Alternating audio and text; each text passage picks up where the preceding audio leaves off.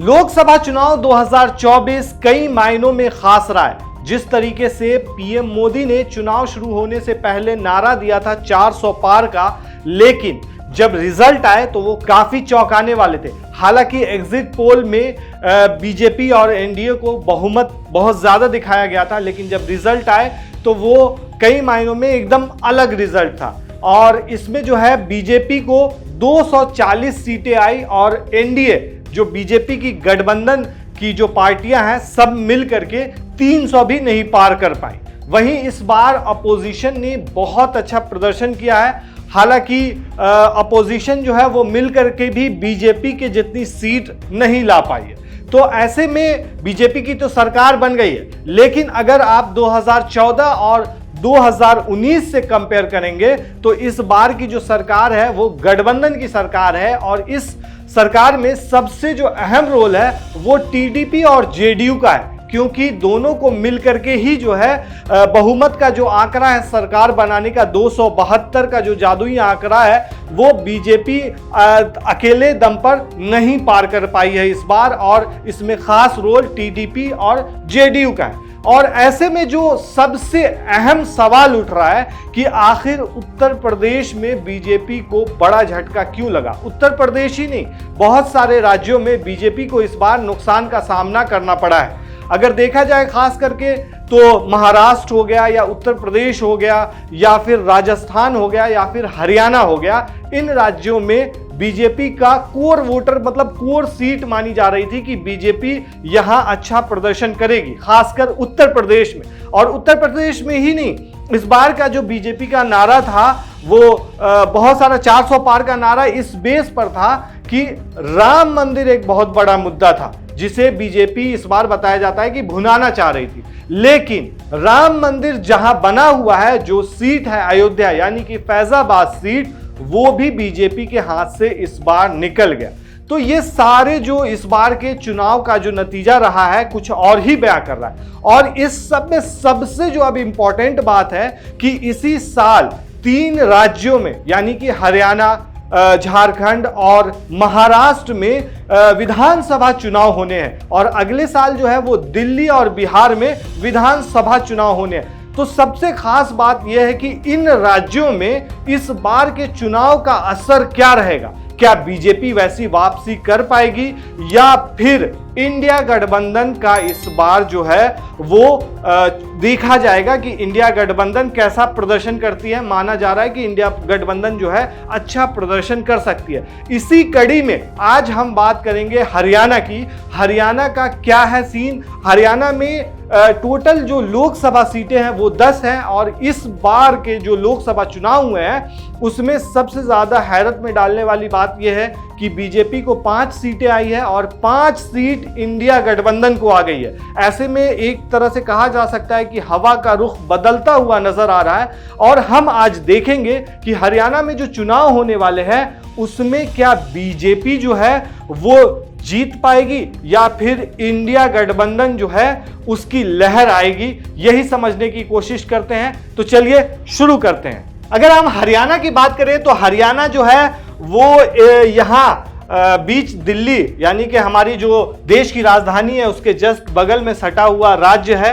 हरियाणा 1 नवंबर 1966 को अलग राज्य बना था, पंजाब से अलग हुआ था। तो ऐसे में अगर आप देखेंगे तो पंजाब जो है ना, पंजाब से अलग होकर के एक अलग राज्य जो है वो हरियाणा बना था। तो ये हरियाणा का जो स्ट्रक्चर आप देखेंगे तो एक तरफ में पंजाब है, वहीं इस तरफ में हिमाचल प्रदेश और एक तरफ में यूपी और 3 तरफ से दिल्ली को कहा जाता है कि वो घिरी हुई है, हरियाणा से घिरी हुई है और इस तरफ में राजस्थान है। तो हरियाणा की हम बात कर रहे हैं तो हरियाणा में असल मुद्दे क्या है, यहाँ की आबादी क्या है, यहाँ के युवा क्या सोचते हैं और यहाँ का समीकरण क्या है और यहाँ की हिस्ट्री क्या रही है, पॉलिटिकल हिस्ट्री क्या रही है, सारा कुछ हम इस वीडियो में कवर करने जा रहे हैं। तो हमारे साथ बने रहिए। सबसे पहले हम नजर डालते हैं यहाँ का आप टोटल पॉपुलेशन देखेंगे तो वो लगभग 3.25 करोड़ का पॉपुलेशन है और इसमें मेल फीमेल का जो रेशियो है वो 54/46 है। वहीं अगर इलेक्टोरेट या जो वोट डालते हैं उनकी बात करें तो वो लगभग 1.5 करोड़ कह सकते हैं या उससे थोड़ा ज्यादा है। ज्यादा है। वहीं राज्यसभा की जो सीटें हैं यहाँ 5 हैं, टोटल असेंबली सीटें जो हैं वो 90 हैं और टोटल डिस्ट्रिक्ट जो है यहाँ वो 22 है और टोटल लोकसभा सीट जो है वो 10 है। और यहाँ जो अगर ऐसे बात करेंगे आप रूरल और अर्बन पॉपुलेशन की बात करेंगे तो रूरल एरिया में 65% आबादी रहती है, वहीं 35% जो है वो अर्बन पॉपुलेशन है।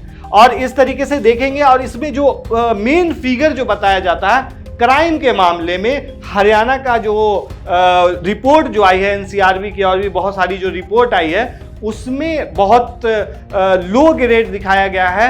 ऐसा मतलब रिपोर्ट में सामने आया है कि इंडिया के अंदर क्राइम अगेंस्ट वुमेन के मामले में चौथे नंबर पर हरियाणा आता है। तो ऐसे में ये कोई खास चीज नहीं है और कंट्री के अंदर भी चौथे नंबर पे आता है। सेक्स रेशियो की अगर बात करें तो 1000 मेल पे जो है 926 फीमेल है, ये हालांकि इंप्रूव्ड हुआ है अभी। और लिटरेसी रेट जो है यहाँ की 81% है, यानी कि 11th नंबर में आता है इंडिया के अंदर।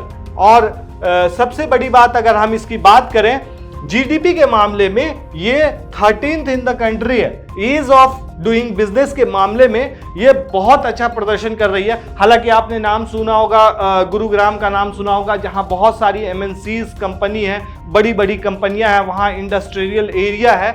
तो इसकी वजह से हरियाणा का जो आप देखेंगे एक स्ट्रक्चर, बहुत बड़ी आबादी जो है वो गांव में भी रहती है, लेकिन एक आबादी जो है वो अभी के आधुनिक तकनीक से भी जुड़ी हुई है। जैसे गुरुग्राम हो गया, उससे मिलता जुलता क्षेत्र, सब हम सब कुछ कवर करेंगे इसमें। और सबसे बड़ी बात यह है कि हरियाणा जो है rank 1 ease of doing business में है इन नॉर्थ इंडिया और थर्ड है कंट्री में। DIPP है एक वर्ल्ड बैंकिंग रैंकिंग के हिसाब से 2017-18 में जो किया गया था उसमें ये बात कही गई थी।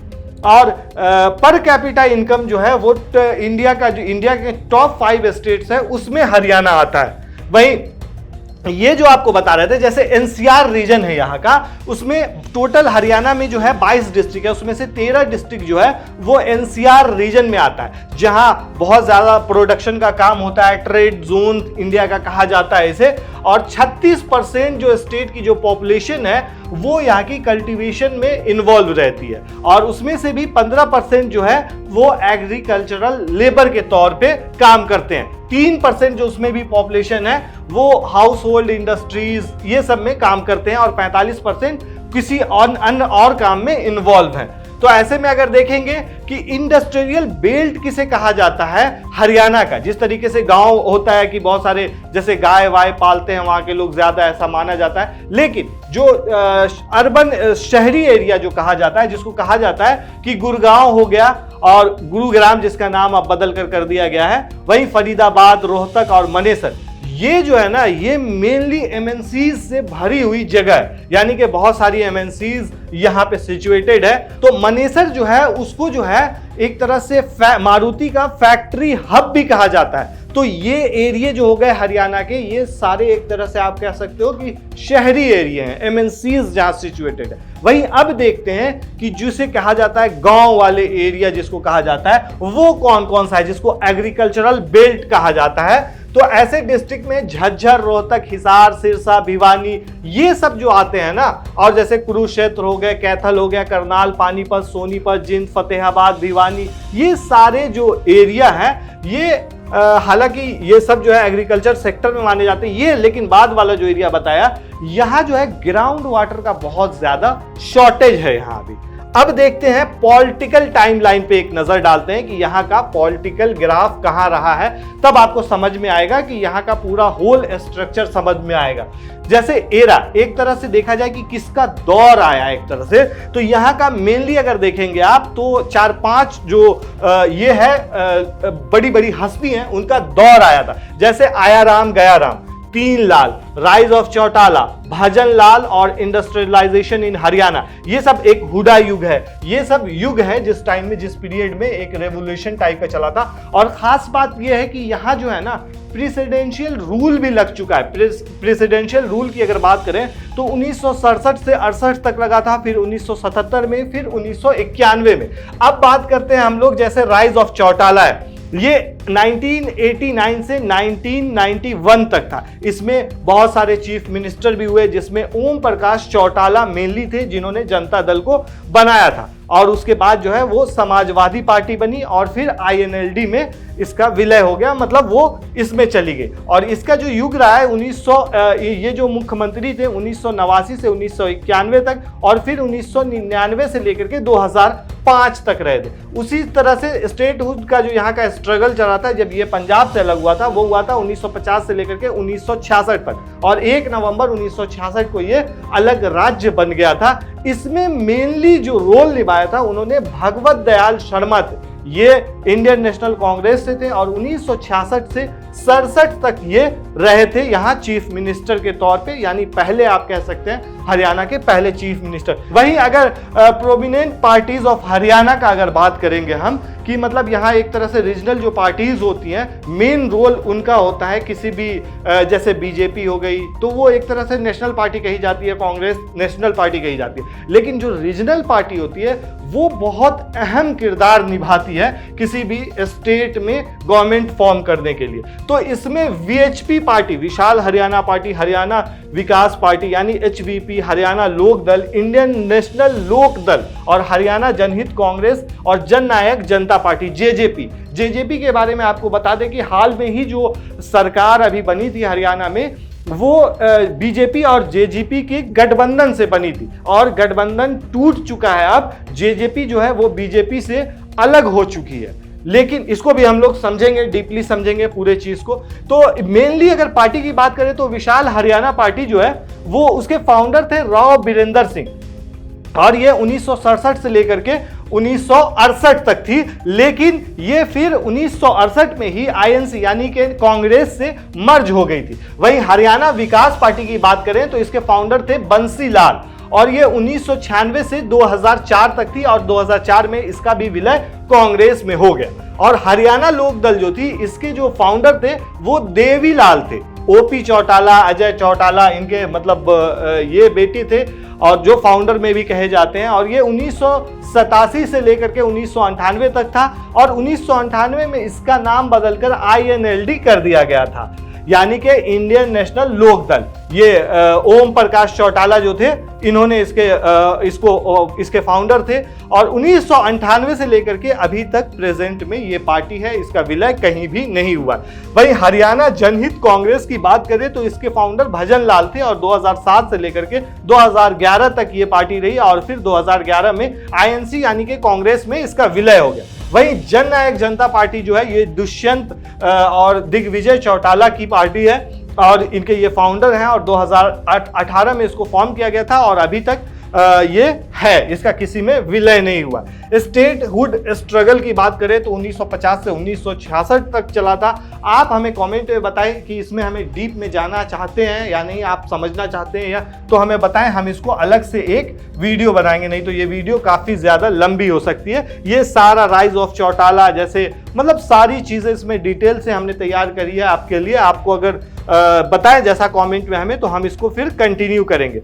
उसके बाद अब हम लोग मेन बात करते हैं कि मेजर कम्युनिटी कौन सी है यहाँ। और आप देखेंगे मेजर कम्युनिटी जो यहाँ हिंदू, मुस्लिम, सिख, क्रिश्चियन, जैन यही है, जो लगभग इंडिया में यही पाए जाते हैं। लेकिन इसमें आप हिंदू का परसेंट जो देखेंगे वो 87% से ज्यादा है। वहीं मुस्लिम जो है वो 7% है, और सिख जो है 4% है। आप यहाँ पे जूम करके देख सकते हैं और कितना कैटेगरी। अब देखेंगे यहाँ पे हिंदू जो है वो 87% से ज्यादा है, उनमें भी जनरल हैं और OBC हैं, SC हैं।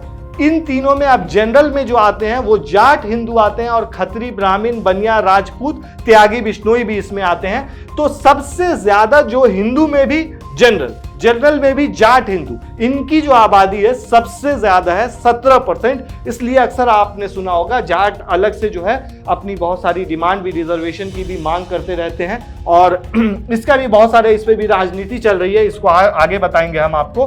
वहीं अब बात करें तो मुस्लिम की, मुस्लिम टोटल यहाँ 7% है। जनरल में जाट मुस्लिम है जो 2% है, और OBC में मेयो मुस्लिम आते हैं जो 2% है। वहीं अगर हम बात करें जाट के बाद की, तो अहिर्स जो हैं, जिनको यहाँ यादव भी कहा जाता है, ये second largest caste in the state है, मतलब 12% है टोटल पॉपुलेशन का।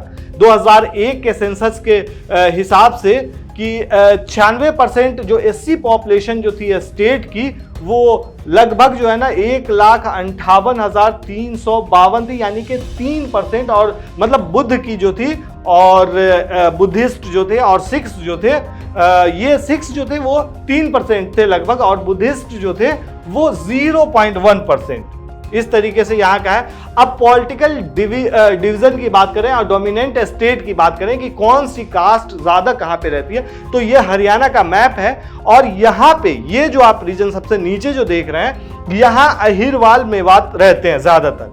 अहिरवाल मतलब जिसको आप यादव भी कहते हैं, ये कहते हैं। और ये जो है ना, ये कुरुक्षेत्र है, कुरुक्षेत्र का है। और जाट लैंड मेनली जिसको कहा जाता है, वो इस रीजन को कहा जाता है। यहां से लेकर के पूरा यहाँ बड़ा है ये मैप, आप यहां से देख सकते हैं। और ये जो रीजन है, ये पूरा बांगर का माना जाता है। अब इस पे नजर डालेंगे अगर हम, अहिरवार जो है वो मेवात, इनको भी 2 डिवीजन में बांटा गया है। लैंड ऑफ अहिर जिसको कहा जाता है, वो गुरुग्राम, महेंद्रगढ़, रेवाड़ी डिस्ट्रिक्ट को कहा जाता है। यानी कि ये डोमिनेटेड है अहिर यानी यादव से, और 17% से ज्यादा आबादी जो यहाँ की है, जैसे गुरुग्राम, महेंद्रगढ़, रेवाड़ी डिस्ट्रिक्ट की, ये है अहिर की यानी कि यादव की। वहीं मेवात की अगर बात करें तो फरीदाबाद, नूह यानी कि मेवात और पलवल, ये सब जो है ना सब डिवीजन है, जहाँ मियो मुस्लिम और ज्यादा रहते हैं, और मुल्ला जाट जो है यहाँ डोमिनेंट है, मतलब ज्यादा आबादी इनकी है। वहीं कुरुक्षेत्र हो गया, कुरुक्षेत्र में करनाल, पानीपत, कैथल, पंचकुला और यमुनानगर आता है। और यहाँ एससी कम्युनिटी जो है वो ज्यादा है अंबाला में और यमुनानगर में। और पंजाबीज जो है मेन कॉन्सेंट्रेटेड जो है ना इसी रीजन में। वही जाट लैंड की बात बता चुके हैं आपको। वही बंगाल की बात करें तो इसको भी 2 डिवीजन में बांटा गया है। मतलब इसी तरीके से सारा आप इसको देख सकते हैं, आप इसको पढ़ भी सकते हैं जूम करके। अब बात करते हैं जात के हिसाब से, यानी कि caste and category based reservation in direct government jobs and education. ये क्या है कि इसमें जैसे कास्ट की अगर बात करें और कैटेगरी की बात करें तो एससी कास्ट जो है लगभग 20% इनडायरेक्ट जॉब और एजुकेशन में। वही बैकवर्ड क्लास जो है वो जॉब में 11% है, जिसमें क्लास 1 और 2 तक पढ़े हुए हैं, और 16% जो है वो क्लास 3 और 4th तक पढ़े हुए हैं। एजुकेशन इसमें थोड़ा सा कम है। बैकवर्ड क्लास की बात करें तो जॉब्स में 6% क्लास 1 और 2 तक पढ़े लिखे हैं यहाँ के लोग। और इकोनॉमिकली वीकर सेक्शन की अगर ईडब्ल्यूएस की बात करें तो 10% जो है वो इनडायरेक्ट जॉब्स और एजुकेशन में। अब सबसे बड़ी बात जो यहाँ पे समझने वाली बात है कि रिजर्वेशन का जो एससी कैटेगरी के लिए जो क्राइटेरिया यहाँ फिट है वो ये है कि 20% जो है इस कैटेगरी को मिलेगी, मतलब कि एससी को, शेड्यूल कास्ट को। वहीं ओबीसी यानी कि अदर बैकवर्ड क्लास को 27% रिजर्वेशन है। और टोटल जो है 77 कास्ट है यहाँ एज अ बैकवर्ड क्लास, जो इनको रिकॉग्नाइज किया गया गवर्नमेंट ने किया है, वो 77 कास्ट है। वही ओबीसी की बात करें, ए में जो आते हैं 72 कास्ट आते हैं, और अंडर जो है ओबीसी कैटेगरी में ये लोग आते हैं। इसके जैसे ओबीसी के कैटेगरी ए में आते हैं, इनका अपना एक क्राइटेरिया है, ओबीसी बी का अपना एक क्राइटेरिया है। अब यहाँ पे समझने वाली बात यह है कि वोटिंग पैटर्न क्या है यहाँ का, कि आखिर कौन सी जाति पे किसका होल्ड ज्यादा होता है। जैसे जाट कम्युनिटी का किस पे होल्ड होता है। और इस बार के इलेक्शन में यानी लोकसभा चुनाव में ऐसा क्या हुआ कि जहां पे बीजेपी पूरी तरह से डोमिनेंट थी जेजेपी के साथ मिल करके, इस बार 5 सीट जो है वो कांग्रेस कैसे ले उड़ी, ये अपने आप में बड़ा क्वेश्चन है। इन्हीं सब मुद्दों पे अभी हम, इस पे वीडियो बहुत लंबा हो चुका है, इस पे जो एक इंपॉर्टेंट चीज जो समझने वाली है वो समझाते हैं। उसके बाद हम लोग दूसरे वीडियो में डिटेल से समझेंगे कि आखिर यहाँ का कौन से कास्ट पे किसका प्रभाव ज्यादा है। लेकिन उससे पहले हमको ये समझना ज्यादा जरूरी है कि हरियाणा का मेनली क्या इश्यूज है और किस मुद्दे को लेकर के यहाँ लड़ाई होती रहती है, ये समझना जरूरी है। ये चीज हम लोग बाद में समझ लेंगे।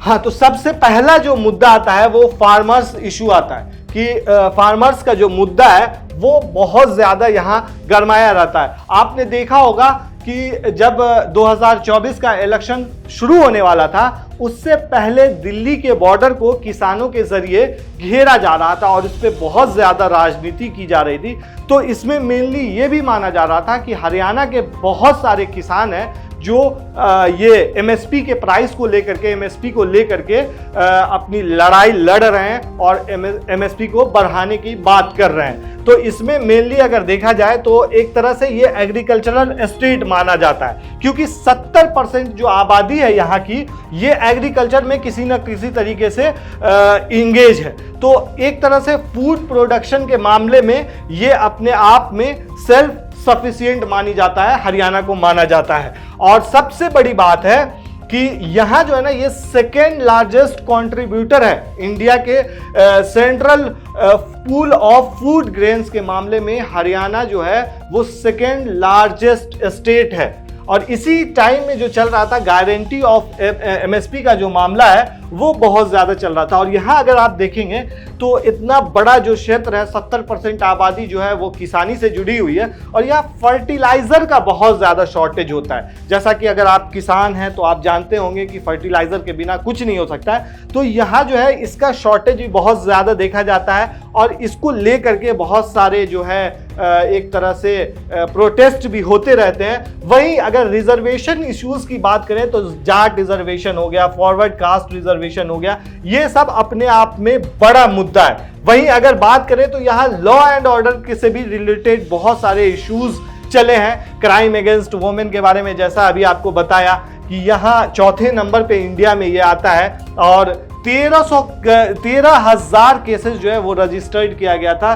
2020 में। मतलब कि 27% जो है इंक्रीज हुआ था, रेप का जो मामला है वो बढ़ा था। और 2021 में 1716 इंसिडेंट ऐसे रेप वाले हुए थे और 1373 इंसिडेंट जो है वो 2020 में हुए थे।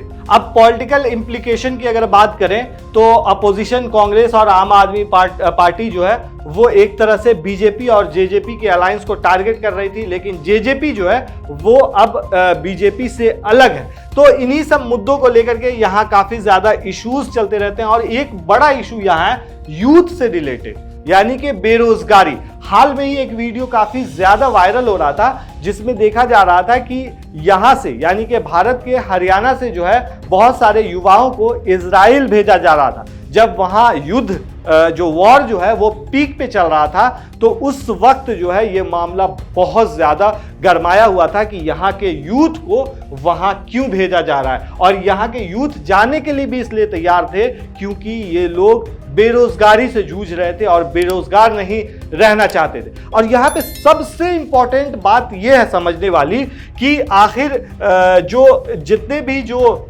ये हैं, जिस तरीके से बेरोजगारी देखी गई है उसमें भी एक खास बात जो रही है, जो डेटा निकल करके जो आया है वो आपको हैरान कर देगा डेटा, क्योंकि यहाँ अनएम्प्लॉयड रेट जो है वो 37% है लगभग। और यहाँ के एक चीज और मानी जाती है कि लैक ऑफ स्किल और बिलो पर एजुकेशन सिस्टम की वजह से जो है वो है। और सबसे खास बात क्या है कि यहाँ की 20% जो आबादी है, जो 20 से लेकर के 29 साल के जो युवा हैं उसमें 60% बेरोजगारी है। ये अपने आप में बहुत बड़ा आंकड़ा है, जहां कहा जाता है कि यूथ को माना जाता है कि वो किसी भी देश को आगे बढ़ाने में सबसे अहम रोल निभा सकते हैं। वही यूथ जो 20 से लेकर के 29 साल तक के हैं, यहाँ 40% बेरोजगार हैं। तो ये अपने आप में बड़ा मुद्दा है। अब देखने वाली बात यह है कि इसको एक पार्ट, ये वीडियो बहुत लंबा हो चुका है इसलिए इसका नेक्स्ट पार्ट हम लेकर के आएंगे और इसमें जारी रखेंगे क्या क्या मुद्दे हैं और इस बार का जो क्या सिनारियो बन रहा है, क्या बीजेपी जो है वो सरकार, यहाँ से बीजेपी की सरकार बन पाएगी या नहीं बन पाएगी, या फिर इंडिया अलायंस जो है आम आदमी पार्टी और कांग्रेस जो है वो साथ मिलकर के लड़ेगी और जीत पाएगी या नहीं पाएगी, अगले वीडियो में हम देखेंगे और आप पूरी तरीके से हमें बता सकेंगे कि यहाँ क्या चल रहा है और यहाँ किसकी जीत हो सकती है। हम सारी चीजें आपको अगले वीडियो में फिर से समझाएंगे।